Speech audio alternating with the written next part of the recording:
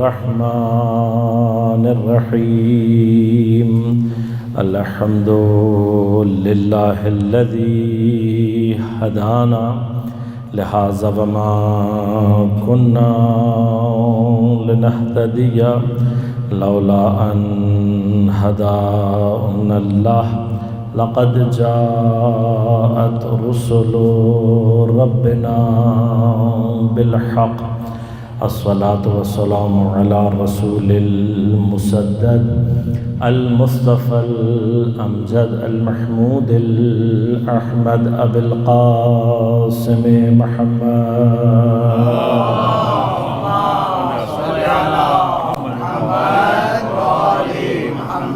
والصلاة والسلام على أهل بيته الطيبين الطاهرين المعصومين المظلومين المنتجبين المنتخبين لا سيما بقية الله في الأراضين روحي وأرواح العالمين لتراب مقدمه الفداء ولعنة الله على أعدائهم أجمعين أما بعد قال أمير المؤمنين علي بن أبي طالب عليه الصلاة والسلام ما أصف من دار أولها عناء وآخرها فناء في حلالها حساب وفي حرامها عقاب من استغنى فيها فتنا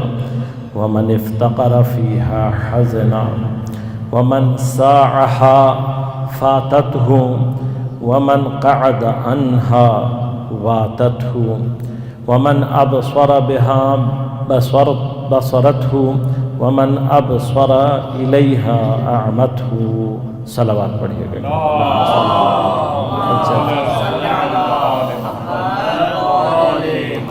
مومنین کرام سامعین محترم عزیزان گرام قدر دنیا نہج البلاغہ کی نظر سے اس عنوان سے ہماری گفتگو کا سلسلہ جاری ہے میں صرف چند ایک مطالب کو یادآوری کے لیے دہراؤں گا اور پھر انشاءاللہ مطالب آپ کی خدمت میں پیش کروں گا اہم ترین بات جو ہم نے گزشتہ جلسات میں آپ کی خدمت میں پیش کی کہ دنیا دین قرآن پیغمبر اور اہل بیت اطہار علیہم السلام کی نگاہ میں ایک دار امتحان ہے ایک ایسی جگہ ہے کہ جس میں ہم آئیں گے آزمائے جائیں گے اور پھر اصل جو انسان کی ہے وہ قیامت ہے اور روز آخرت اصل زندگی انسان کی قرآن نے جس کو بار بار بیان کیا کہ یہ دنیا مختصر سی مدت کے لیے ہے اور جو باقی رہ جانے والی ہے وہ آخرت ہے اصل جو ہے وہ ہے آخرت لہذا دین میں جو دنیا کے حوالے سے نگاہ ہے وہ مذموم فی ذات ہی نہیں ہے دین دنیا کو مذمت کی نگاہ سے نہیں دیکھتا اسی طرح سے دین کا جو تصور ہے دنیا کے اعتبار سے وہ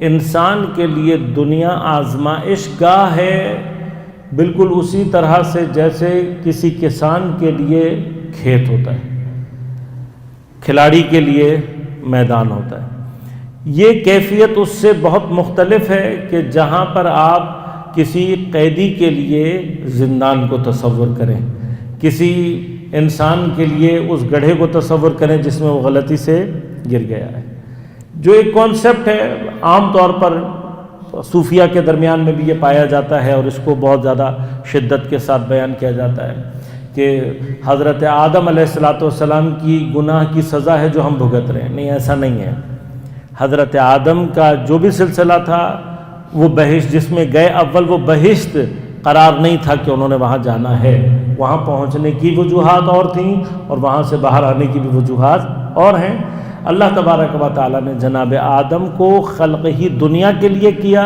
اور دنیا کے اندر انسان کو مقام خلافت اللہ ہی عطا کیا گیا اتفاقاً آج کسی نے ایک بہت اچھا وہ شیئر کیا، میں چاہتا ہوں کہ آپ کے ساتھ اس کو شیئر کروں تھوڑا سا.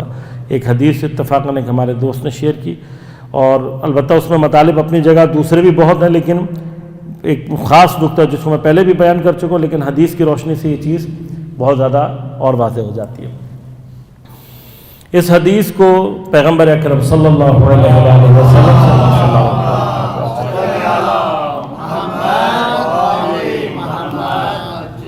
تفسیر مجمع البیان نے بھی اس کو نقل کیا ہے، اور مستدرک الوسائل میں بھی اس کو نقل کیا گیا کہ پیغمبر نے فرمایا من امر بالمعروف ونہى عن المنکر فهو خلیفۃ اللہ فی ارضہ وخلیفۃ رسول اللہ. جس کسی نے بھی امر بالمعروف کیا اور نہی عن المنکر، اچھی بات کا حکم اور بری بات سے روکا، پس وہ کون ہے؟ خلیفۃ اللہ فی ارضہ، زمین پر وہ اللہ کا خلیفہ ہے. وخلیفۃ رسول اللہ، اور اللہ کے رسول کا بھی خلیفہ ہے. اب یہاں میں بحث کو کھولنا نہیں چاہتا، امر بالمعروف کے کیا شرائط ہیں، امر بالمعروف سے مراد کیا ہے، نہی عن المنکر کیا ہے، لیکن جس چیز کی طرف اشارہ کرنا چاہتا ہوں وہ یہ ہے کہ یہ وہ خلافت عمومی ہے جو پروردگار نے تمام انسانوں کو عطا کی ہے. اس خلافت اللہ کا ایک ظہور کیسے ہونا ہے کہ ایک جو مرحلہ ہے، یعنی اس سے ہمیں عمل بالمعروف اور نہی عن المنکر کے اہمیت کا بھی اندازہ ہوتا ہے کہ یہ جو ہمارے ہاں بعض اوقات ایک ترتیب رکھی گئی ہے، ہم نماز سے شروع کرتے ہیں اور آخر تک جاتے ہیں. ترتیب بنیادی طور پر چیزوں کی اہمیت سے زیادہ ان کے شاید ابتلا ہونے، مبتلا بے ہونے، اور شاید ترتیب میں کسی اور چیز کو بھی ملاحظہ کیا گیا ہو. لیکن بنیادی طور پر ایک کیفیت یہ بھی ہے کہ کچھ چیزیں ہیں جن کا تعلق تربیت میں ابتدا، مثلا روزانہ سے نماز کا تعلق ہے، روزے کا تقریباً سال میں ایک دفعہ تعلق ہے، حج وغیرہ خمس زکوٰۃ کا زندگی میں ایک دفعہ استطاعت کی کیفیات کے ساتھ ہے، جہاد سچویشنل ہے. مگر ان تمام چیزوں میں آگے چل کر جب آپ امر بالمعروف اور نہی عن المنکر میں داخل ہوتے ہیں تو اصل میں بنیادی طور پر اس کی جو کیفیت ہے وہ اجتماعی زیادہ ہے. جہاد کے بعد سے، البتہ جہاد کے اندر بھی اگر آپ انفرادیت کو تصور کرنا چاہیں گے کر سکتے ہیں، لیکن جہاں سے امر بالمعروف اور نہی عن المنکر شروع ہوتا ہے اور پھر اس کے بعد تولی اور تبرع، یہ چار چیزیں ایسی ہیں کہ جن کا بنیادی طور پر اجتماع سے تعلق ہے. اور ان کے لیے مثلا امر بالمعروف کی جو شرائط ہے چونکہ وہ پیچھے سے وابستہ ہیں، لہذا اس کو بعد میں رکھا گیا. ورنہ امر بالمعروف اور نہی عن المنکر کے بارے میں پیغمبر کیا کر رہے ہیں کہ جس نے یہ کام کیا وہ زمین پر اللہ کا خلیفہ ہے. تو میں اس سے بحث متعلق اس عمومی خلافت اللہ سے جو بحث ہے پہلے آپ کی خدمت میں پیش کر چکا ہوں. آخری نقطہ جو اسی کی ضمن میں بیان کر کے اور پھر انشاءاللہ آج خود آپ کو تقدیم کر دیا گیا جس سے انشاءاللہ ہم بحث کا آغاز کریں گے. سوال یہ پیدا ہوتا ہے کہ اگر آپ ائمہ یعنی خود پیغمبر اکرم صلی اللہ علیہ وآلہ وسلم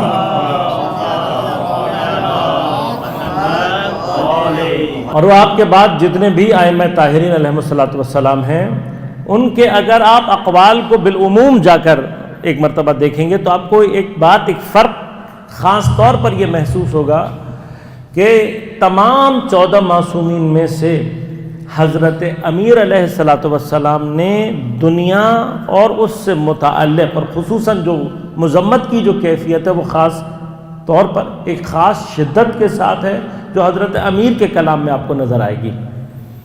دیگر ائمہ کے معصومین کے کلام میں آپ کو کیفیت نظر تو آئے گی، ملے گی، یعنی اس کا اجمال ملے گا، تفصیل نہیں ملے گی. اتنی تفصیل سے نہ پیغمبر، حتیٰ قرآن کو بھی آپ لے لیں، قرآن نے بھی دنیا کا تذکرہ اتنی تفصیل سے، اتنی شدت کے ساتھ اس کی مذمتی کیفیت کو، خاص طور پہ دنیا پرستی جس کو کہا جاتا ہے، حتیٰ قرآن میں بھی آپ کو اتنی شدت سے نہیں ملے گا. پیغمبر کی احادیث ائمہ کی روایت میں کسی اور کے ہاں اتنی شدت سے نہیں ملے گا.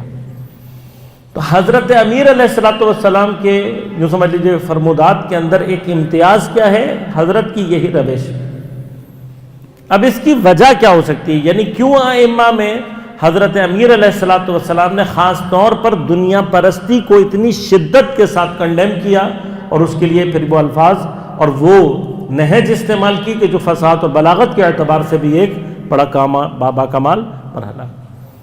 تو جو علماء نے وجہ بیان کی اس میں خاص طور پہ شہید مطہری کی جو نظر ہے، اور وہ واقعاً بہت قریب عقل اور بڑی منطقی دلیل ہے، وہ یہ کہ پیغمبر صلی اللہ علیہ وآلہ وسلم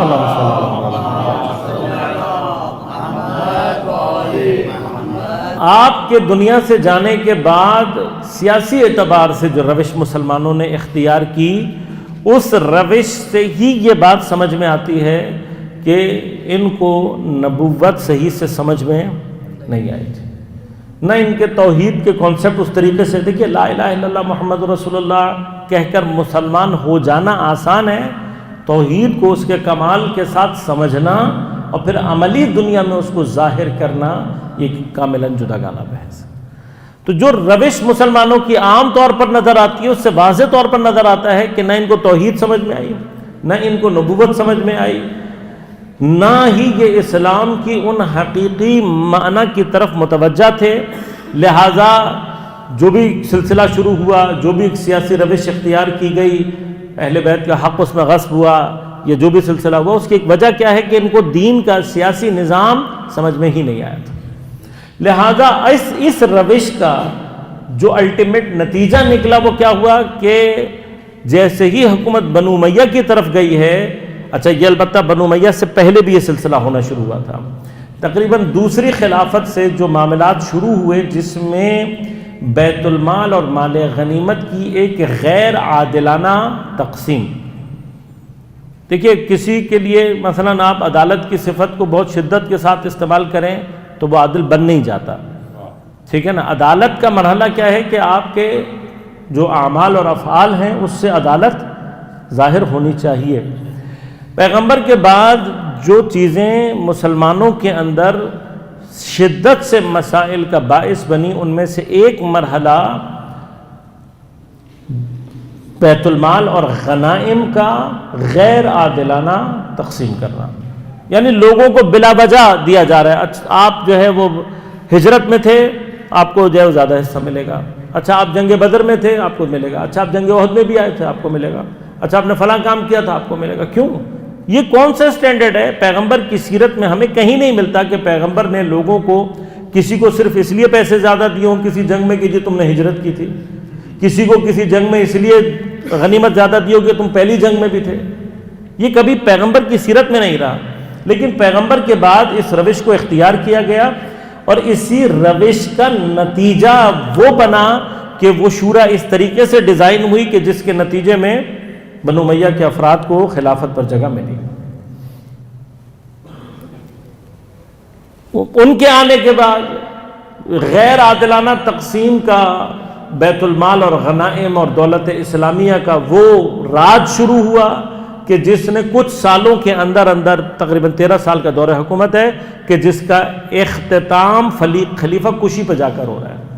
یہ جو لوگ اپنے زمانے اب یعنی اب آپ سوچئے پیغمبر کی دنیا سے رحلت کو ہارڈلی 25 سے 27-28 سال ہوئے، اس دوران امت اس جگہ پہنچ گئی ہے کہ جہاں پر وہ خلیفہ کو باقاعدہ ہجوم کر کے قتل کر رہی ہے، تو وہاں کچھ ریزنز ہونے چاہیے نا، کچھ وجوہات ہونے چاہیے کہ بھئی یہ کیا ہوا، ایسا کیوں ہوا۔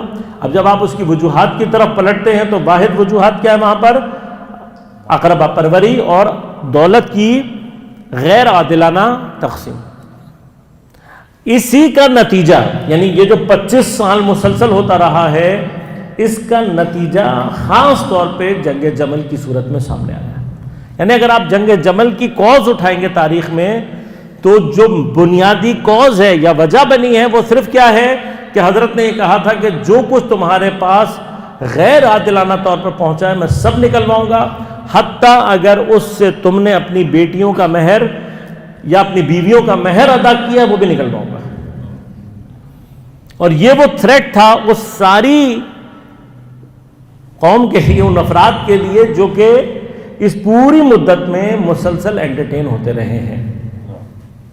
لہذا حضرت کی پہلی جنگ اس 25 سالہ سیاسی نظام کے تیار کردہ کیپٹلسٹ اور ان لوگوں سے تھی کہ جنہوں نے دولت سمیٹی تھی۔ صفین کی جنگ کا بھی اگر آپ اصل نکالیں گے تو وہاں پر بھی جو مسئلہ تھا وہ حقیقی معنی میں شاید خلافت کی یعنی پوزیشن سے زیادہ مسئلہ یہ تھا کہ اگر یہ شخص حکومت میں رہے اور طاقت میں رہے تو جو ہم نے جمع کر لیا ہے وہ سب کا سب ہاتھ سے نکل جائے۔ اس کے مقابلے پہ نہروان کی جنگ جو ہے وہ صرف بے بصیرتی اور بدعقیدتی۔ بس دو جنگیں حضرت امیر کی خاص طور پر کس چیز کے مقابلے پر ہیں؟ جو دونوں جنگیں ہیں ان کا اگر آپ لب لباب نکالیں گے تو جمل اور صفین کا اصل لب لباب دنیا پرستی، یہ دنیا پرست لوگ ہیں۔ لہذا حضرت کے لہن اور لہجے میں دنیا پرستی کی جو اتنی شدت سے مذمت نظر آ رہی ہے، اس کی وجہ کیا ہے کہ حضرت دیکھ رہے تھے کہ پیغمبر کے دنیا سے جانے کے 25 سال کے اندر اندر مسلمان اور خصوصاً جو مرکز میں ہیں اور جو لوگ اس وقت یعنی اوتھینٹیکیٹڈ افراد کے طور پر متعارف ہیں، ان سب کی جو زندگی کا طریقہ ہے وہ دنیا پرستی میں اس قدر ڈوب چکا ہے، اور اب حضرت شدت سے اس کا اظہار کر رہے ہیں تاکہ لوگوں کو متوجہ کر سکیں کہ اسلامی روش یہ نہیں ہے جو تم نے اختیار کی ہے۔ لہذا اب اگر آپ تاریخ میں جائیں، میں آپ کو تفصیل میں نہیں جاؤں گا، کہ جب بعض انہی اکابرین میں سے جب دنیا سے یہ گئے ہیں تو ان کی دولت کا جو اندازہ ہے، میں نام نہیں لوں گا، کبھی اور موقع ملا تو تفصیل سے ویسے بیان کر دوں گا، لیکن ذرا سا بھی آپ گوگل پہ بھی جا کر اگر ڈھونڈیں گے تو آپ کو ملے گا کہ بعض افراد ایسے، مثلا بعض کا نام لے لیتا ہوں کہ طلحہ ابن عبداللہ، یہ جب دنیا سے گئے ہیں تو اس وقت ان کی دولت کا جو اندازہ ہے جو یہ چھوڑ کر گئے تھے وہ تقریباً 1,62,000 دینار۔ اب دینار کا آپ وزن ڈھونڈ لیں، گولڈ کا آپ کو مل جائے گا کہ پیغمبر کے زمانے میں دینار کا وزن کیا ہوتا تھا، اور اس کو پھر 1,62,000 سے ملٹیپلائی کریں گے۔ یہ وہ دولت ہے جو کیش کی صورت میں رکھی ہوئی تھی۔ استبل میں 80,000 گھوڑا، یہ تاریخ ہے، اور یہ ایک بندے کے لیے نہیں ہے۔ میں اس دن حیران ہو رہا تھا کہ کنزیکٹیولی مسعودی نے کئی ایسے افراد کا نام لیا ہے جن کی وراثتوں میں، جن کے استبلوں میں 80,000 سے لے کر 1,00,000 تعداد لکھی گئی ہے گھوڑوں کی۔ اچھا، تھوڑا سا میں اشارہ کروں گا، اس کو تفصیل میں نہیں جاؤں گا۔ اب وہ بہرحال آغا صاحب کہہ لیں ان کو کہ جن کو حضرت خدیجہ کے اونٹ ہضم نہیں ہو رہے، مثلا جن کو حضرت خدیجہ کی دولت پر مسائل کہ بھئی اتنی نہیں تھی امیر، عام طور پر جتنا ایک پجاروں والا امیر ہوتا ہے بس اتنی امیر تھیں، تو اس کا مطلب آپ تاریخ سے بالکل نابلد ہیں۔ فلسفہ پڑھ لینا مطلب انسان کو ہر علم میں تو ماہر نہیں بنا دیتا نا۔ ہم کسی کو تاریخ پر کمنٹ کرنے سے منع نہیں کرتے، لیکن یہ تو اعتراض کر سکتے ہیں نا کہ بھائی آپ تاریخ پہلے پڑھ کر آؤ پھر کمنٹ کرو۔ میں آپ کو تاریخ میں لوگوں کی دولت کا بھی اگر بتانا شروع کر دوں تو آپ حیران ہو جائیں گے، لیکن ان تمام افراد کو جب بھی حضرت خدیجہ کی دولت کا تذکرہ آتا ہے تو پیٹ میں مروڑ ہونا لگتا ہے کہ نہیں جی اتنی دولت کیسے ہو سکتی ہے۔ جناب عبد المطلب کی جب دولت کا تذکرہ آتا ہے، جناب ابو طالب کی دولت کا جب تذکرہ آتا ہے، یہ تو میں آپ کو ابھی مطلب بہت چھوٹی سی 2-4 باتیں بتائی ہیں، میں اگر کھولنا شروع کر دوں اس موضوع کو، اب یہ سوال پیدا ہوتا ہے کیا یہ واقعاً پیغمبر کی سیرت کو فالو کرنے والے وہ افراد ہیں؟ پیغمبر نے اپنی دولت کتنی چھوڑی ہے؟ پیغمبر کے جانے کے بعد پیغمبر کے بعد کیا تھا، اور پھر پیغمبر کے بعد والوں کے پاس کیا جا رہا ہے؟ اکابرین کہلاتے ہیں۔ اب یہ جو اکابرین ہیں ان کی جو سیرت ہے، ان کی جو روش ہے، کہ یہ واقعاً اب اس وجہ سے غور کیجیے گا، حضرت نے جب اپنے دور میں انہی افراد کو دیکھا کہ یہ اتنی شدت کے ساتھ دنیا پرستی میں مبتلا ہیں تو حضرت کا جو لہن ہے وہ خاص طور پر دنیا کے حوالے سے صحیح۔ پہلا وہ خطبہ کہ جس کو حضرت میں علامت جو سید رضی نے ترتیب بنائی ہے، اس ترتیب کے اعتبار سے خطبات میں جو پہلا خطبہ بعض نسخوں میں 80 اور بعضوں میں 81 نمبر خطبہ ہے۔ پہلا خطبہ ہے جو کہ مستقیماً یعنی اس کے جو حصہ سید رضی نے یہاں نقل کیا ہے وہ پورا کا پورا دنیا کے بارے میں حضرت کی ایک خاص نگاہ۔ اس کے بعض الفاظ ایسے ہیں کہ سید رضی اس کو نقل کرنے کے بعد فصاحت اور بلاغت اور اس کو سمجھنے کے اعتبار سے، درک کرنے کے اعتبار سے، میں اصطلاح استعمال کروں گا یعنی تشبیہ دوں گا کہ شاید بڑی دیر تک وہ جھومتے رہیں ان جملوں کو پڑھنے اور سننے اور لکھنے کے بعد جو اس خطبے میں حضرت نے بعض جگہوں پر بیان کیا۔ اب یہ وہ چیز ہے، دیکھیں نہج البلاغہ کو سمجھنے کے لیے تھوڑی سی ہمیں نہج البلاغہ کی اصطلاحات اور ان چیزوں سے اور باریکیوں سے، چونکہ ادبی، میں نے آپ سے پہلے دن عرض کیا کہ کتاب کو جو جمع کیا گیا، مؤلف کا اصل ایک اہم ترین ہدف کیا ہے کہ جو کلام جمع کیا ہے اس کو فصاحت اور بلاغت کے اعتبار سے بیان کیا جائے. اب فصاحت اور بلاغت کے لیے جب تک آپ کو زبان کی وہ باریکیاں سمجھ میں نہیں آئیں گی تب تک آپ کو وہ خوبصورتی کلام کی کبھی بھی محسوس نہیں ہوگی. مثلا میر انیس کے کچھ کلام ہیں، ان میں سے مثلا ایک جگہ پر انہوں نے اردو میں جو لفظ کھینچنا لفظ استعمال ہوتا ہے، آپ کا سنا ہوا ہوگا کلام، جی جی جی، اگر کلام ہے مصرع آپ کے ذہن میں، شبیہ امام زماں کھینچتے ہیں. اب اس میں لفظ کھینچتے کو جو انہوں نے مختلف جگہوں پر مختلف الفاظ کے ساتھ استعمال کیا، وہ اردو ادب کی خوبصورتیوں میں سے خوبصورتی ہے. تصویر جان کھینچنا مثلا کیا ہے، سنا کھینچنا الگ استعمال کیا ہے، اور اس طرح کے الفاظ کھینچنے، لفظ کھینچنا جو ہے اس کو مختلف ترکیبوں میں جو استعمال کیا ہے وہ ایک بڑا خوبصورت، یعنی ادبی اعتبار سے بھی ایک فن ہے. اب یہ چیزیں جن کو تھوڑے سی محسوس ہو سکتی ہیں وہی نہج البلاغہ میں وہ دلچسپی بھی اپنی پیدا کر سکتے ہیں کہ جو سید رضی نے محسوس کی. لہذا کچھ مقامات اس کے ایسے ہیں. حضرت فرماتے ہیں ما اصفو، کیا توصیف کروں میں.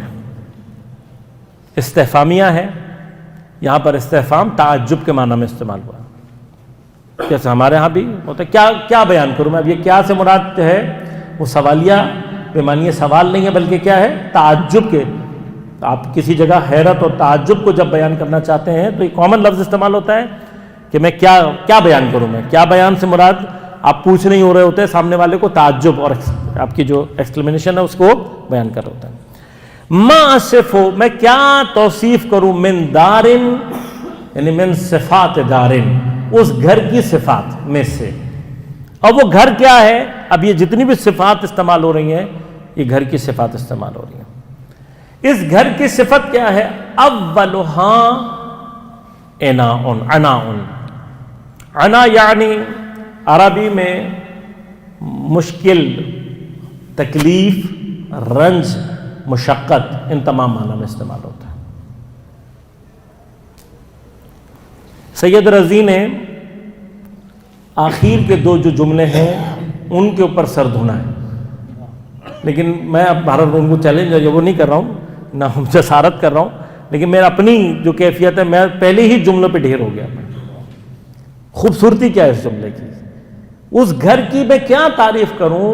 اولھا عناء، جس کی ابتدا کیا ہے، اب اس کو آپ اچھا خود عنا عربی میں آپ دیکھیں گے مشقت، صعاب، تعاب، یہ سارے الفاظ استعمال کیے، لیکن ایک ڈکشنری نے جو معنی کیا، صاحب لغت نے معنی کیا، انہوں نے کہا کہ ہر طرح کا تعاب نہیں، ہر طرح کا صعاب اور مشکل نہیں. کون سی مشکل؟ جس کی ابتدا مشکل ہو. یعنی خود عنا اپنے معنوں میں کیا ہے، عنا اپنے معنی کے اندر اس مشکل کو کہتے ہیں جس کی سٹارٹنگ مشکل ہو. اب حضرت دنیا کے حوالے سے جو کہہ رہے ہیں وہ کیا کہہ رہے ہیں، اولھا، اس گھر کا اول، اس گھر کا سٹارٹ ہی کیا ہے، مشکل. کون سی مشکل؟ وہ مشکل جو شروع میں مشکل ہوتی ہے.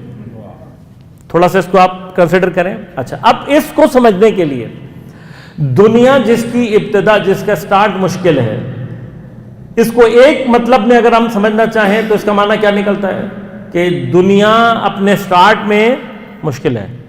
مثلا انسان کے تولد کا جو مرحلہ ہوتا ہے وہ اس کی زندگی، حالانکہ سٹارٹ ہو رہا ہوتا ہے لیکن اس کی اپنی زندگی کا سب سے نازک ترین مرحلہ ہوتا ہے. دیکھیے عام طور پر جتنے بھی دنیا میں حیوانات ہیں، آپ نے بہت کم سنا ہوگا کہ کوئی حیوان مثلا اپنی چائلڈ برتھ کے دوران اس کو کچھ مسئلہ ہو گیا اور وہ مر گیا. میرے خیال سے ایسا معمولاً سننے میں نہیں آتا. جعفر بھائی شاید تھوڑا سا اس میں تجربہ رکھے ہوئے، وہ ہمیں بتا سکتے ہیں. بکریاں ایک تجربہ کیا انہوں نے ماشاءاللہ اس میں، تو ان کو ذرا آئیڈیا ہوگا، تھوڑا سا ہمیں ذرا کم آئیڈیا، یا وہ افراد کے جنہوں نے لائف سٹاک میں کام کیا وہ زیادہ بہتر بتا سکتے ہیں، یا بایولوجی سے ریلیٹڈ، زولوجی سے ریلیٹڈ. لیکن میرے اپنے عام سننے میں بظاہر کبھی ایسا نہیں آیا کہ کسی جانور کو کبھی اس میں ہیلپ کی ضرورت پڑی ہو اور چائلڈ برتھ کے دوران کسی انسان کے لیے، لیکن چائلڈ برتھ کا جو مرحلہ ہے وہ ماں کے لیے بھی سخت ہوتا ہے اور بچے کے لیے بھی سخت ہوتا ہے. یعنی ہم جو دنیا میں قدم رکھتے ہیں وہ قدم ہی ایک مشکل سے گزر کر رکھنا ہے. پھر ہمارا جو ابتدائی مرحلہ ہے انسانوں کا باقی تمام حیوانات کے مقابلے میں، ہمارا بچپنا مشکل ہے. کیوں مشکل ہے؟ ہم ماں باپ یا کسی سہارے کے بغیر نہیں رہ سکتے. دیکھیے، میں اس امکان کو 100% رد نہیں کروں گا کہ ایسا ہو ہی نہیں سکتا، لیکن عام عقل میں یہ چیز افسانے اور کہانی سے آگے نہیں جاتی کہ کوئی دودھ پیتا بچہ جنگل میں رہ جائے اور پھر مثلا اس کو جو ہے وہ جانور پال کے بڑا کر دیں اور ٹارزن بن جائے. یہ جو کریکٹرز ہیں یہ صرف کہانی کی حد تک تو ہو سکتے ہیں، ریئل میں کیوں نہیں ہو سکتے؟ کیونکہ بچے کو، میں صرف اشارہ کر رہا ہوں تاکہ ایک بات آپ تک پہنچ سکے. ہمارے دوست کینیڈا میں تھے، انہوں نے یہ بات مجھے بتائی، کہنے لگے کہ جب ہم کینیڈا میں تھے اور ہمارے پہلے بچے کی ولادت کا سلسلہ تھا تو وہاں باقاعدہ کاؤنسلنگ ہوتی تھی پیرنٹس کی، اور کہا وہاں پر ہمیں بلا کر جب بتایا گیا تو باقاعدہ انہوں نے یہ بات کہی کہ ماؤں کو یہ ہم خاص طور پر انسٹرکشن دے رہے ہیں کہ اول تو آپ کو ہارڈلی یہ ریکمنڈ کیا جائے گا سختی کے ساتھ کہ آپ کوشش یہ کریں کہ آپ اپنے بچے کو اپنا دودھ خود پلائیں. دوسری بات یہ کہ اگر آپ کے ساتھ کوئی پرابلم ہو جاتی ہے، آپ کے ساتھ کوئی مسائل ہے، تب بھی کم از کم پہلے ہفتے کا دودھ اپنے بچے کو ضرور پلائیں. کیوں؟ اس لیے کہ پہلے ہفتے جو ماں کا دودھ آتا ہے اس کی جو کمپوزیشن ہے وہ باقی دودھ سے مختلف ہوتی ہے. اللہ تبارک و تعالیٰ نے نظام یہ رکھا ہوا ہے کہ پہلے ہفتے کا جو ماں کا دودھ ہوتا ہے اس کی کمپوزیشن ایسی ہوتی ہے کہ وہ بچے کے پیٹ کے اندر، اب ماں کے پیٹ کے اندر بچے کے معدے میں جو بھی کچھ جا رہا ہوتا ہے اس کو باڈی سے نکالنا ضروری ہوتا ہے، اور وہ نہیں نکلتا اگر ماں اپنے پہلے ہفتے کا دودھ بچے کو نہ پلائے. اور اگر یہ نہ نکلے تو اول تو بچے کا بچنا مشکل ہو جاتا ہے، اور اگر ایسا بچہ بچ بھی جائے تو ساری زندگی اس کے اندر جو معدے کے پرابلم ہے اور ڈائجسٹو سسٹم کے پرابلم باقی رہیں گے. یعنی اب میں مطلب انسان تھوڑی دیر کے لیے سوچے بھی تو یعنی یہ حادثات نہیں ہو سکتے بھائی، یہ انتظامات، یہ اتنی پرفیکشن یہ حادثات کا نتیجہ نہیں ہو سکتی.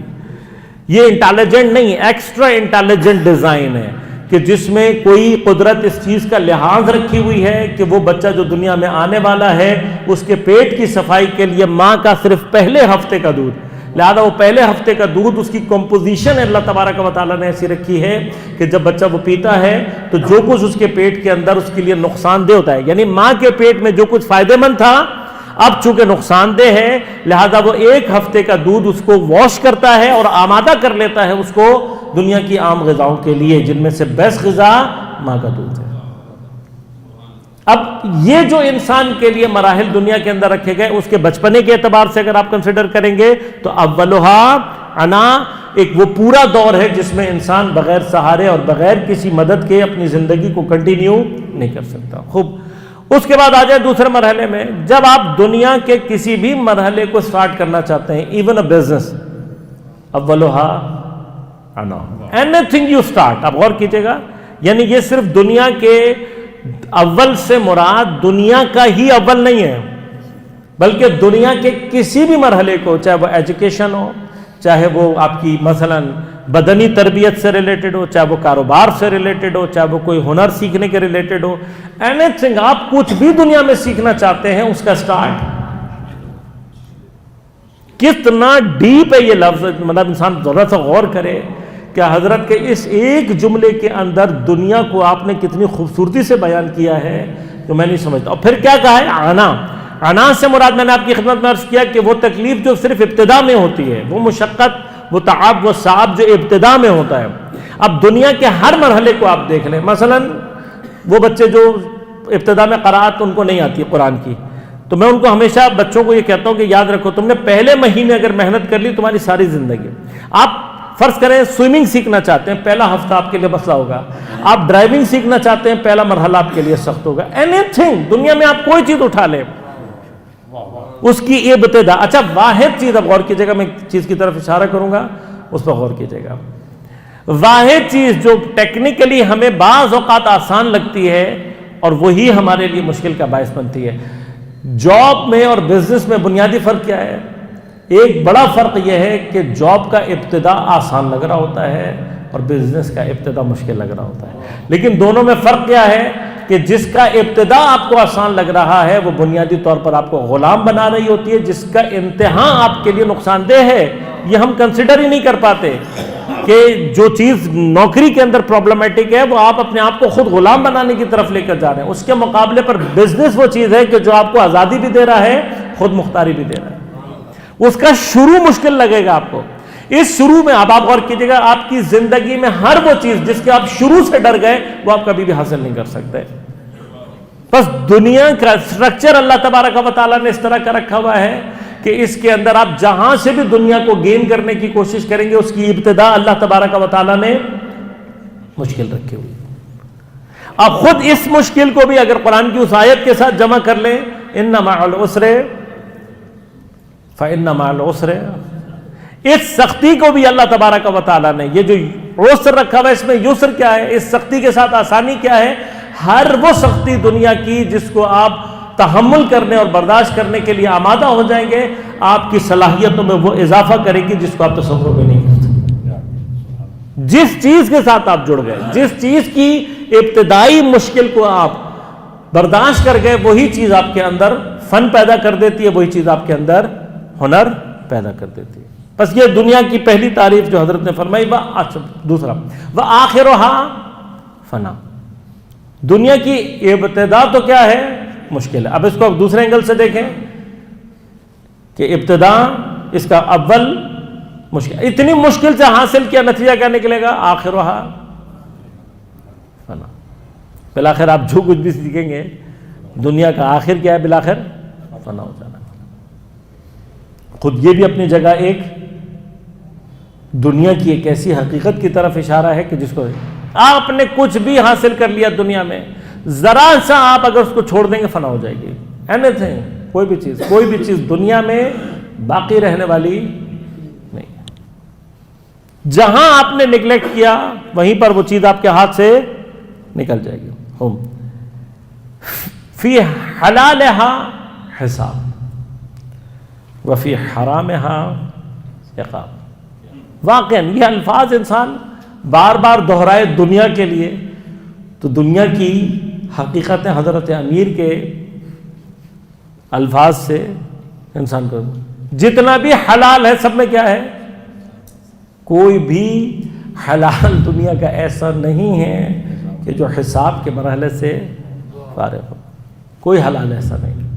جو بھی حلال آپ کے لیے کر دیا گیا ہے وہ کس کے ساتھ ہے, اچھا دوسری طرف جو حرام ہے وہ عقاب کے ساتھ ہے. بس جو حلال آپ استعمال کر رہے ہیں وہاں پر بھی آپ, مثلا آپ حلال غذا اگر کھا رہے ہیں تو don't feel yourself and don't consider yourself to be free. بڑی عجیب و غریب روش ہے یہ. مثلا آپ کو پانی پیاس زیادہ لگے گی, آپ پیئیں گے پانی. بعض اوقات کیا ہوتا ہے, اکثر لوگوں میں یہ پرابلم پائی گئی ہے اور میڈیکلی اس میں ایشو ہے. دیکھیے بعض ڈاکٹر ریکمینڈ کرتے ہیں پانی زیادہ پینے کا, لیکن اگر آپ ان سے بھی یہ جا کر پوچھیں گے کہ پانی پینے کی کیا ٹیکنیک ہے تو وہ آپ کو اکثر یہ جو بعض جگہوں پر آپ نے سنا, میں نے اس کو میڈیکلی کئی ڈاکٹر سے پوچھا ہے, ڈاکٹرز ریکمینڈ نہیں کرتے کہ آپ ایک ہی گو میں کئی لیٹر پانی پئیں. اس کو یہ پسندیدہ عمل کے طور پر نہیں بیان کیا گیا. بعض اب مسئلہ کیا ہے آج کل انٹرنیٹ پہ, نیم حکیم, نیم بھی اگر ہونا یہ تو بڑی بات ہے. انٹرنیٹ کے جو حکیم ہیں وہ اصل یعنی آپ کو زندگی میں کوئی ایک بھی تجربہ اگر ہو گیا ہے تو بس آپ اس کی جگہ بیان کرنے کی انٹرنیٹ. اب اس میں مشکل ہی یہ ہوتی ہے کہ جب آپ انٹرنیٹ پہ اوپر جاتے ہیں تو بھرا ہوا پڑا, اب آپ اس میں جو فالو کرنا شروع کرتے ہیں. اسی لیے میں یعنی ایک ہم اب آج کل یہ ہونا چاہیے کہ انٹرنیٹ کے استعمال, آداب انٹرنیٹ کے نام سے باقاعدہ کلاسز ہونی چاہیے جس میں یہ بتایا جائے کہ بھائی انٹرنیٹ کو استعمال کیسے کرنا ہے. کم ترین آداب میں سے ایک ادب یہ ہے کہ جو چیز آپ کو سب سے پہلے نظر آ رہی ہے اس کو بلائنڈلی فالو نہیں کریں. کسی بھی ایک ٹاپک کے اگر آپ کو اپنے کام کرنا ہے کم از کم 10 یا 12 مختلف لوگوں کو دیکھیں. اس 10-12 کو دیکھنے میں ہی آپ کو سمجھ میں آ جائے گا کہ کون واقعا اس فیلڈ کا ایکسپرٹ ہے اور کون نہیں ہے. اور اگر کسی کو فالو کر رہے ہیں تو پھر اسی کے پروفائل کو بھی ایک دفعہ فالو کریں اور دیکھیں کہ اس کا اپنی فیلڈ سے ریلیٹڈ تجربہ اور تعلیم کتنی ہے. ورنہ انٹرنیٹ پہ ہر آدمی حکیم بنا ہوا ہے اور نیم حکیم خطرہ ہے. اچھا یہاں پہ نیم حکیموں کی تعداد زیادہ ہے تو دینی معاملات میں نیم ملاؤں کی تعداد بھی الہ ماشاءاللہ. لہذا ڈونٹ فالو ایوری ون. یہ جو ہمیں ابھی خود ایک بحث ہے, یہ جو آپ فالو کا بٹن دبا رہے ہوتے ہیں اس کا معنی کیا ہے؟ فالو کا معنی ہے پیروی کرنا. تو آپ جس کی پیروی کر رہے ہو اس کی یہ نہیں ہو سکتا کہ تاثیر آپ کے اندر پیدا نہ ہو. لہذا غور کیجیے گا حضرت کیا فرما رہے ہیں کہ آپ اور ہم کسی بھی جگہ پیاس اگر آپ کو زیادہ لگی ہے, جو سنت طریقہ ہے اس کو آپ ٹرائی کر کے دیکھیے گا. شرط یہاں پر کیا ہے؟ آزمائش. اگر آپ پیاس شدید آپ کو لگی ہوئی ہو, غٹاغٹ پانی پینے کی بجائے پانی کو, ہمارے استاد کہتے تھے کہ جیسے آپ چائے پیتے ہیں نا یا جیسے آپ سوپ پیتے ہیں اس طرح سے سپ بائی سپ لیں, اس طریقے سے پئیں پانی کو, تو آپ دیکھیں گے کہ کم مقدار پانی میں آپ کی تشنگی زیادہ اچھی انٹرٹین ہوگی, بجھے گی اور آپ کو اس کے زیادہ اچھے آثار مرتب ہوں گے. دین کیا کہتا ہے؟ پانی اتنی مقدار میں پیو. سنت کیا ہے؟ جتنی تمہیں. اب غٹاغٹ پانی میں آپ کو, اب چونکہ پروسیس ہے پورا یہ کہ پیاس جو لگ رہی ہوتی ہے اس کا سب سے پہلا اثر آپ کی زبان پر ہوتا ہے اور اس کا جو اصل جڑ ہوتی ہے وہ آپ کے معدے میں ہوتی ہے. جب آپ سپ سپ لے کر پانی لے رہے ہوتے ہیں تو وہ کیا کرتا ہے؟ زبان سے لے کر معدے تک ایک خاص تاثیر پیدا کرتا ہے اور معدہ بھی آہستہ آہستہ پانی آنے کے اوپر آپ کو ٹائم ٹو ٹائم الارم کرتا ہے اور رسپونڈ کر رہا ہوتا ہے. جیسے ہی ریکوائرڈ اماؤنٹ آ جاتی ہے وہ الارم بھیجنا بند کر دیتا ہے. زبان کے اوپر جو اثر آپ کی آیا ہوتا ہے خشکی کا وہ ختم ہو جاتا ہے. ورنہ پانی, زبان نے پانی جذب نہیں کرنا, یہ زبان کا کام نہیں ہے, یہ معدے کا کام ہے.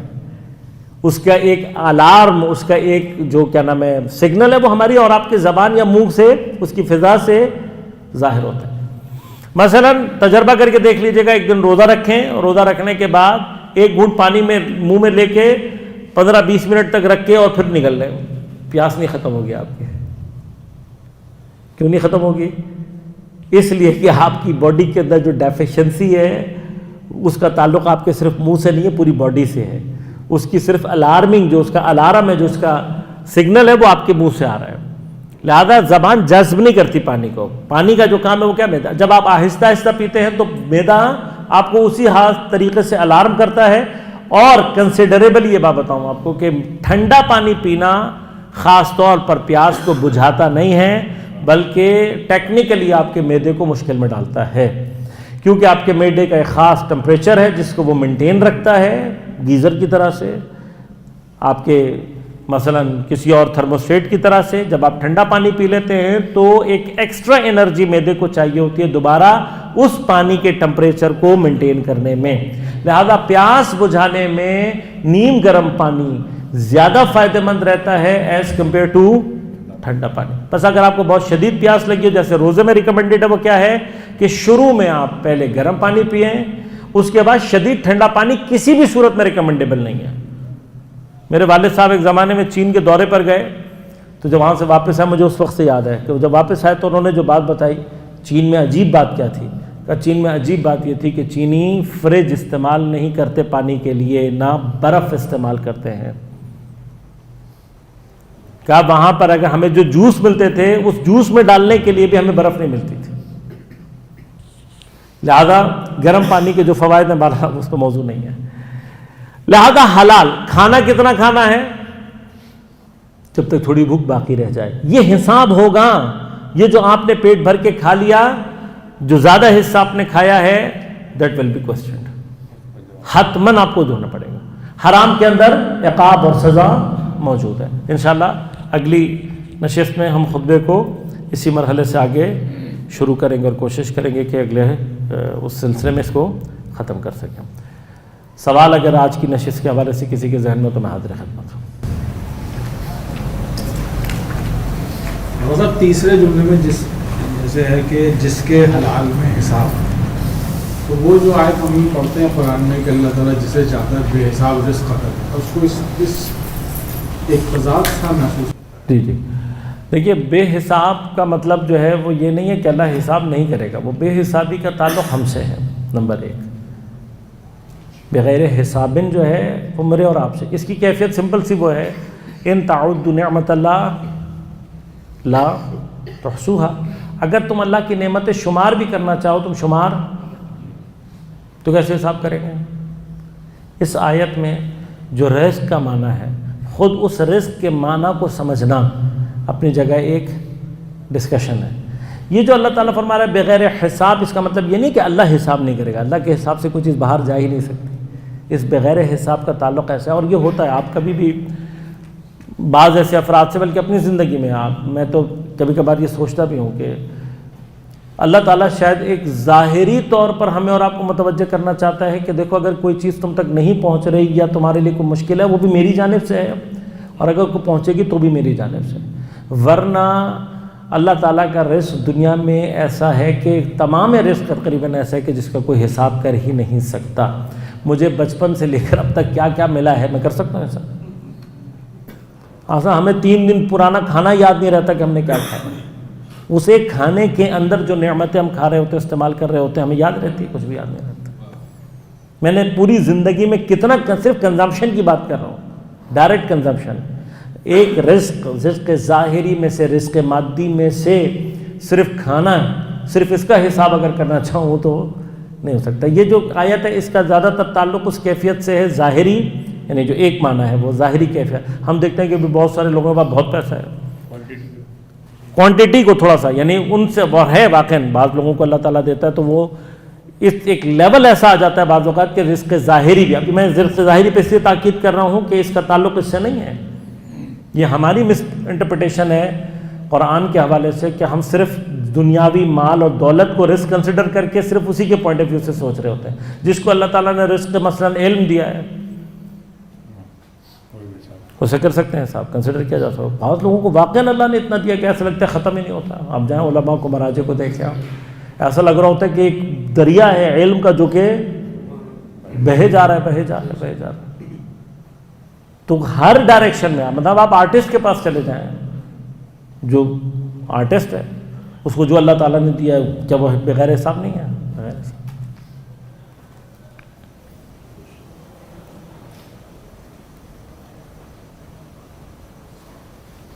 کوئی اور سوال؟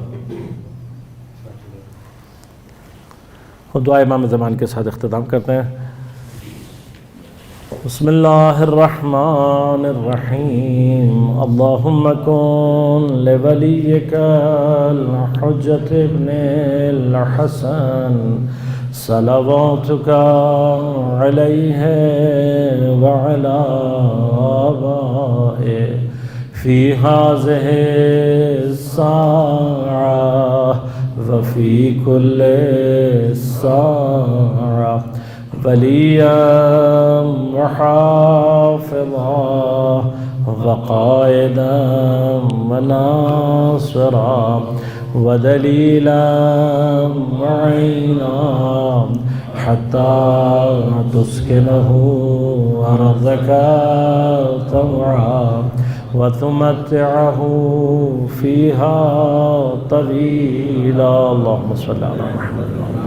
ایک چھوٹی سی ریکویسٹ آف دا ریکارڈ کہ اگر آپ لوگوں کو یاد رہ جائے اور آپ لوگوں کے لیے کوئی مشکل نہ ہو تو یہ جو پرچے آپ کو دیے گئے ہیں، 2 کام کیجیے گا کہ اس کو ترجمے کی حد تک پڑھ کے کسی بھی جملے کے حوالے سے کوئی بھی نقطہ اگر آپ کے ذہن میں آ رہا ہو یا سوال کے عنوان سے آ رہا ہو تو اس کو پہلے ہی سے لکھ لیجیے گا. اور دوسری وہ ریکویسٹ ہے، وہ بالکل بھی کمپلسری تو یہ بھی نہیں ہے لیکن وہ بالکل بھی نہیں ہے، وہ یہ کہ اس میں سے جتنے بھی الفاظ آپ چلتے پھرتے تھوڑا سا یاد کر سکیں، 2 لفظ 3 لفظ 4 لفظ جو بھی آپ اس کے حصے یاد کر سکیں.